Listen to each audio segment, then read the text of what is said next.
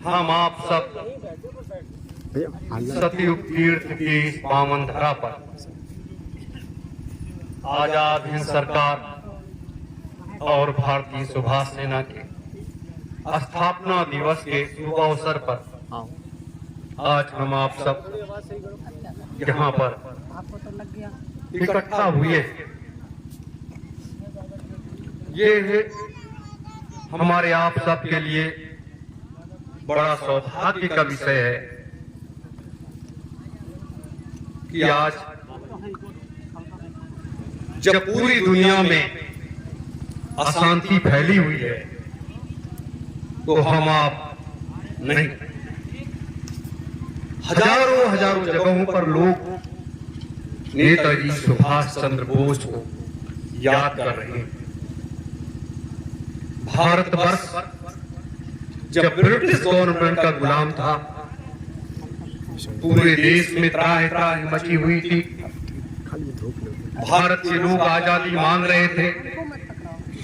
हजारों लोग सीने पर गोलियां खा रहे थे, कोई फांसी पर झूल रहा था तो कोई लाठियां खा रहा था, किसी के घर जलाए जा रहे थे, किसी पर तरह तरह की यातनाएं दी जा रही थी। उसी बीच में एक ऐसी शख्सियत का जन्म हुआ जिसे हम सब लोग नेताजी सुभाष चंद्र बोस के रूप में जानते हैं। 23 जनवरी 1897 को 12 बजे लगभग इस महान सपूत का जन्म हुआ। बचपन में बड़े प्यार से इनके माता पिता सिपू कहा करते थे और जन्म लेने के बाद 2 साल के बाद उन्होंने जब चिंतन मनन करना शुरू किया, ध्यान करना शुरू किया, तो ये पाया कि हमारा भारतवर्ष गुलाम है, हमारी भारत माँ गुलाम है और हम लोग गुलाम हैं। ये एक बहुत बड़ा विषय था। उनके अंदर राष्ट्र प्रेम की भावना जागने लगी और घंटों घंटों ध्यान में बैठ करके वो इस चीज को चिंतन किया करते थे कि ये कैसे क्या किया जाए। छोड़ अपने परिवार में नवी संतान थे। ये बड़ी तीव्र बुद्धि थी, एक जोश और जज्बा था। लेकिन जब देखा इन्होंने, स्कूल में गए, वहां भी जब ये मालूम हुआ कि हमारा ये देश इस तरीके से बेड़ियों में जकड़ा हुआ है, तो 5 साल की उम्र के बाद एक भावना जगी कि हमारा देश ये आजाद होना चाहिए।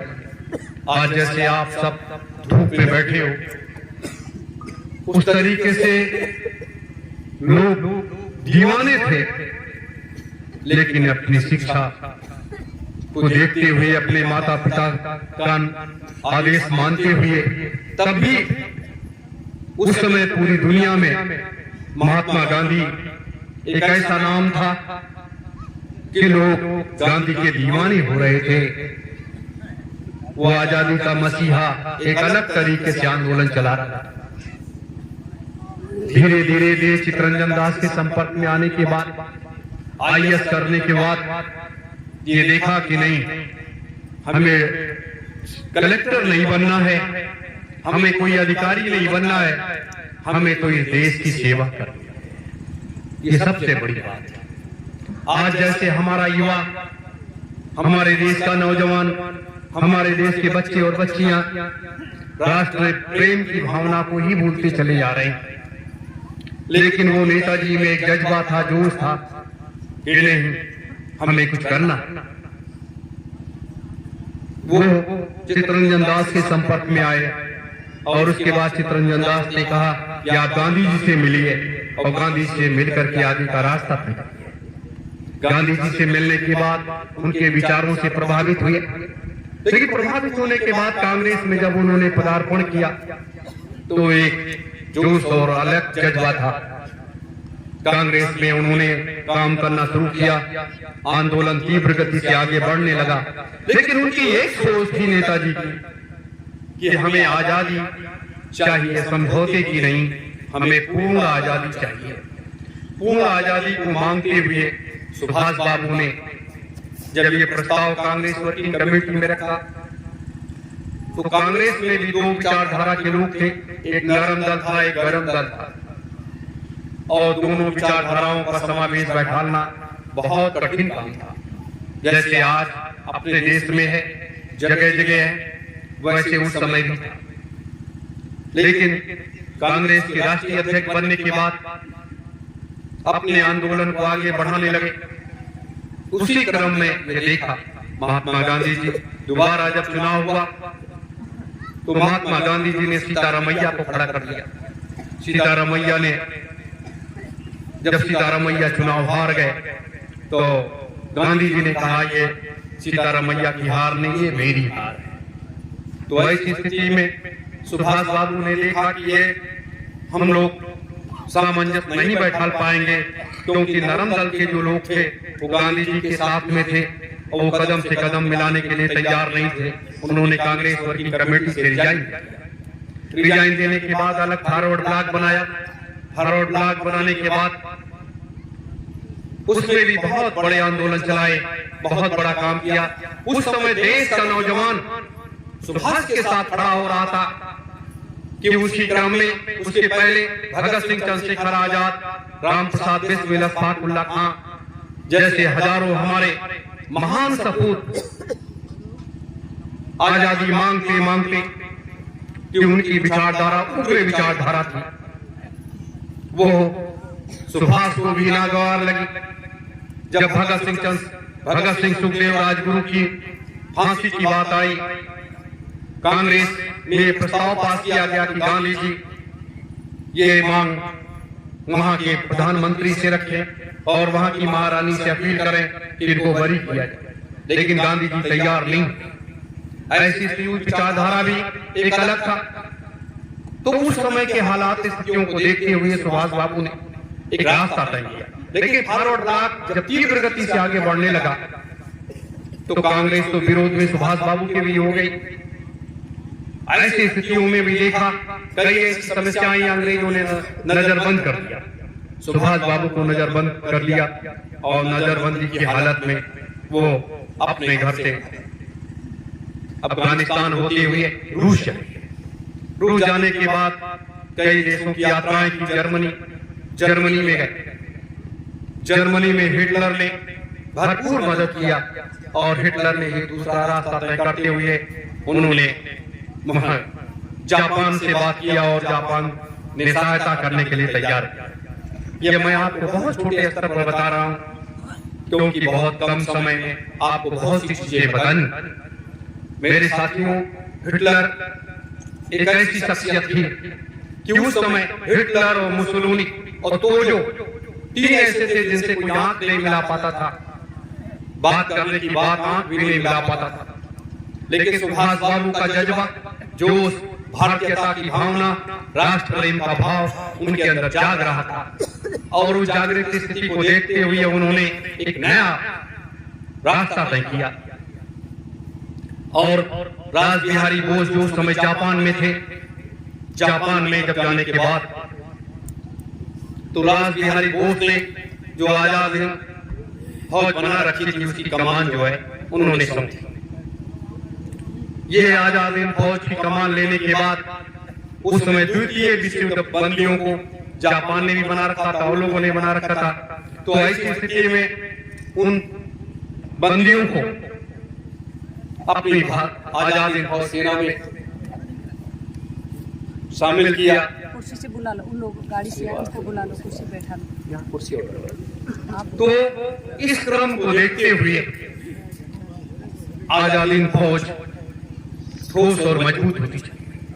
उन्होंने जिस समय आह्वान किया, आज का दौर ऐसा नहीं था, वो दौर एक अलग दौर था। नेताजी ने जब आह्वान किया, हजारों नौजवान, बच्चे और बच्चियां आजाद हिंद फौज में शामिल होने लगे। आजाद हिंद फौज में शामिल होने लगे जब आजाद हिंद फौज हमारी मजबूत होती चली गई। और वो क्या था, आजाद हिंद फौज बनाने का मकसद क्या था कि भारत की आजादी की बात की कि भारत हमारा आजाद होना चाहिए, हमारा मुल्क गुलाम है। उसके लिए उन्होंने आह्वान किया। लोगों ने कहीं सुभाष बाबू को सिक्कों से तोला, कहीं सोने चांदी लोगों ने दान दे दिए। अपार धन संपदा भी इकट्ठा होती चली गई। सारी तैयारियां होने रही। 21 अक्टूबर 1943 को नेताजी ने आजाद हिंद सरकार का गठन किया। आजाद हिंद सरकार का गठन करने के बाद उन्होंने युद्ध की घोषणा कर दिया। जब युद्ध की घोषणा कर दिया, इधर कांग्रेस हताश और निराश हो गई, परेशान होने लगी, क्योंकि गांधी जी का 9 अगस्त 1942 का करो या मरो आंदोलन खराब हो चुका था। कोई आजादी नहीं मांग रहा था। अगर कोई आजादी के लिए उस समय लड़ रहा था तो वो नेताजी सुभाष चंद्र बोस थे और उनकी आजाद हिंद फौज जो तेजी के साथ आगे बढ़ रही थी। लेकिन समय काल परिस्थितियों को देखते हुए मौसम भी साथ नहीं दे रहा था। और जब मौसम साथ नहीं दे रहा था, उधर जापान के ऊपर परमाणु बम अमेरिका ने डाल दिया। जब जापान के ऊपर परमाणु बम अमेरिका ने डाल दिया तो जापान अलग परेशान होगा और इधर नेताजी की थोड़ी स्थिति कमजोर होती चली गई, क्योंकि जर्मनी उधर रूस से हार चुका था। ऐसे हालात स्थितियों में तब भी हमारे देश के वो नौजवान सपूत आजाद हिंद फौज में वो दीवाने राष्ट्र प्रेम की भावना इनके अंदर भरी थी, जज्बा जोश भरा था। उन दीवानों ने पत्ते खा करके भूखे प्यासे रह करके भी उस लड़ाई को लड़ते चले गए। लेकिन जब चारों तरफ से घिरता देख करके तब भी नेताजी ने हार नहीं मानी और उनके सैनिकों ने हार नहीं मानी। ये सबसे खुशी की बात है कि भारत में एक ऐसा सपूत जन्मा जो पूरी दुनिया को हिला करके रख दिया। और पूरी दुनिया में अगर किसी का सबसे अच्छा नाम लिया जाता है तो वो नेताजी सुभाष चंद्र बोस को लिया जाता है। दुनिया के लोग नेताजी सुभाष चंद्र बोस का नाम बड़े सम्मान के साथ लेते। मेरे साथियों, हमें आपको खुशी होनी चाहिए कि हम आप सब एक ऐसे महानायक के अनुयायी हैं, एक ऐसे राष्ट्रभक्त के, एक ऐसे महान सन्यासी के शिष्य हैं जिसके बारे में जितनी भी चर्चा किया जाए उतना ही कम है। लेकिन हमारे देश ने उनको कुछ नहीं दिया, बदले में कुछ नहीं दिया। मुकाबला करेंगे, उनको भारत में घुसने नहीं देंगे। सोचिए, जो कांग्रेस आजादी मांग रही थी और एक आजाद सपूत खड़ा बड़ी लड़ा, वही पंडित नेहरू ने ये बात अंग्रेजों के समर्थन में कर दिया। लेकिन हर जगह कुछ ना कुछ गद्दार होते हैं। वहां आजाद हिंद फौज में 1-2 लोग ऐसे निकल आए जिनके द्वारा खुफिया एजेंसी की सूचना यहाँ नेहरू को मिलने लगा।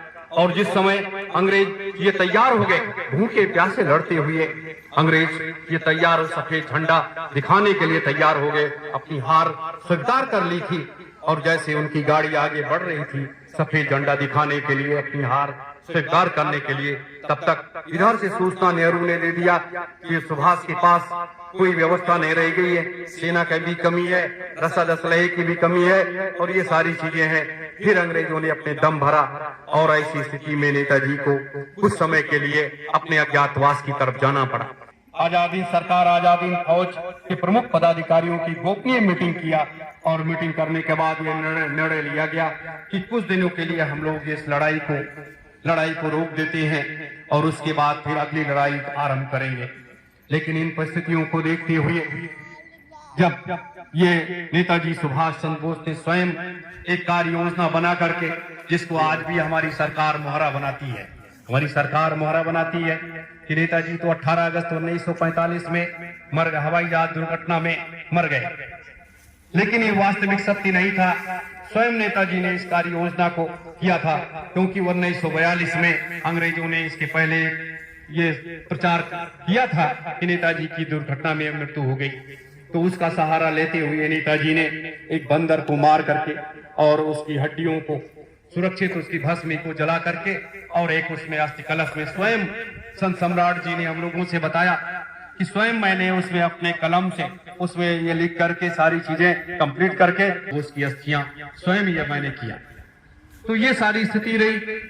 जब ये सारी स्थिति रही तो उसको देखते हुए लोग आगे बढ़ते चले गए। जब ये सूचना पूरे हिंदुस्तान में, पूरी दुनिया में फैली कि नेताजी सुभाष चंद्र बोस की हवाई जहाज दुर्घटना में मृत्यु हो गई, तो ये सुन करके पूरा देश स्तब्ध रह गया। लेकिन गांधी जी को विश्वास नहीं हुआ, क्योंकि गांधी जी ये जानते थे कि सुभाष इतना बुद्धिमान व्यक्ति वो इस तरीके से मर नहीं सकता है। सुभाष के घर पर उन्होंने टंकाल किया, सूचना दिया कि आप लोग किसी भी प्रकार से श्राद्ध क्रम क्रिया नहीं करेंगे, ऐसा नहीं है, इसमें कोई सत्यता है नहीं। और नेताजी साइबेरिया होते हुए रूस चले गए और रूस से फिर भारत आए। 1946 में जब भारत आए तो भारत में आने के बाद वो महात्मा गांधी से मिले कि बापू आप चिंता न मत करिए, हम 2 साल के अंदर आजादी को हासिल कर लेंगे। सारी स्थितियों पर चर्चा हुई। चर्चा होने के बाद वो अपनी कार्य योजना में लग गए। नेवी में डाकतार विभाग में एक बहुत बड़ा विद्रोह हुआ, जो कभी कांग्रेस कर नहीं सकती थी, कांग्रेस कभी नहीं थी, और वो अंग्रेज फाड़ दिए, अंग्रेजों के फाड़ दिए। सबके पीछे नेताजी सुभाष चंद्र बोस की कार्य योजना काम कर रही है, नेताजी इसके पीछे काम कर रहे हैं। और ये इतना बड़ी लड़ाई लड़ने के लिए हजारों अंग्रेज सैनिक मार दिए गए। कांग्रेस के कुछ नेताओं को पटा लिया और पटाने के बाद वो रास्ता तय हो गया। लोग समझौतों में हार गए, जैसे युधिष्ठिर में अपना राज थे और अपने द्रौपदी को भी हार गए थे। उसी तरीके से नेहरू कांग्रेस वर्किंग आज का एक साथ किया, सिर्फ नेताजी को भारत में न आने देने के लिए, या भारत की कहीं सत्ता नेताजी को न मिल जाए, ये बात थी। इसीलिए उन्होंने समझौता कर लिया और अंग्रेज अपने को सुरक्षित निकल जाना चाहते थे।